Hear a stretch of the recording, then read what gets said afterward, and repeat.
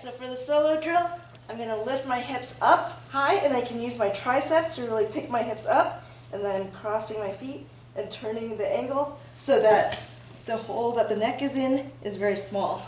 So up, cap, up, cap.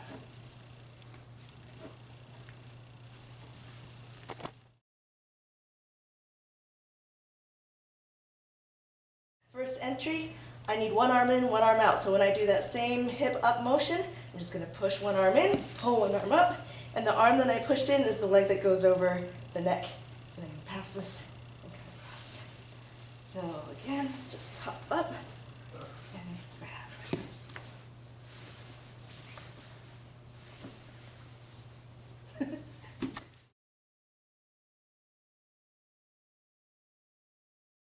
All right, so after our push-pull entry, now I need to actually finish the triangle. So I'm going to take this hand before I drop my hips at all, and I'm going to bring it across.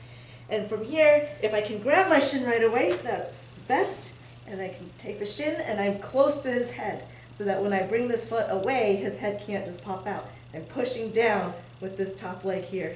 This other foot can push on his hip to turn my angle. Now my shin is across the shoulders, and I'm looking in his ear, and I can re-solidify and get my tap. Cool. Do we need another? Yeah, do it one more time. Okay, one more time. I'm going to push-pull, hop my hips up, grab my shin, pass this across. I'm turning with my foot. I'm basing on him, not on the mat, so that he can't step over my leg. Turning, looking in his ear, put my leg over for the finish.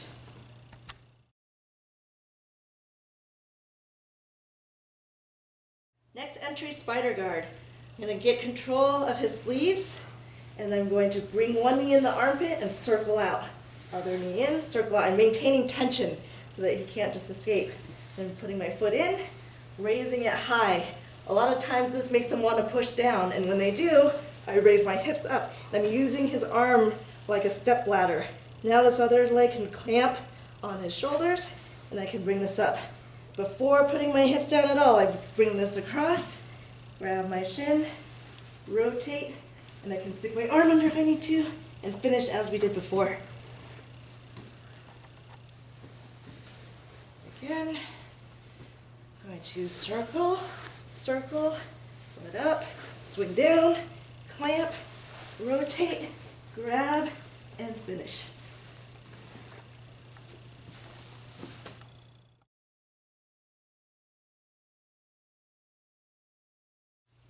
Okay, so our next triangle attack.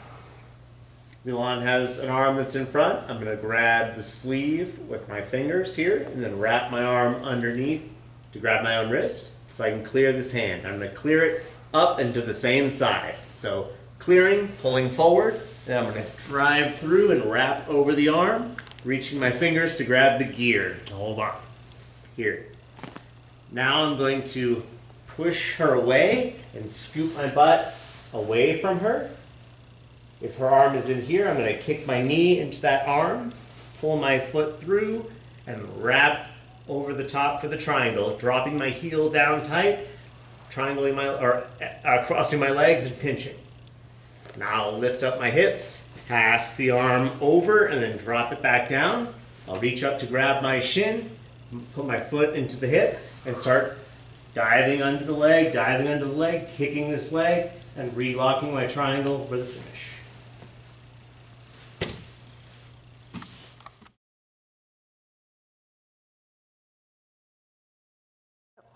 So we're going to do a triangle, like a Z-guard triangle. He's playing in the middle position. Let's say I'm working some other triangles. I'm trying to stuff. That's not working. He's doing a really good job of controlling my hips from this position here, but I'm controlling his posture. I'm going to open my guard a little bit. I'm going to keep my knees pinched. I'm going to move my hips to the outside a little bit. And this knee and my hip is going to come on the outside of his elbow. My knee is going to come and track down. I'm going to keep control of his head. I could also do this with the collar.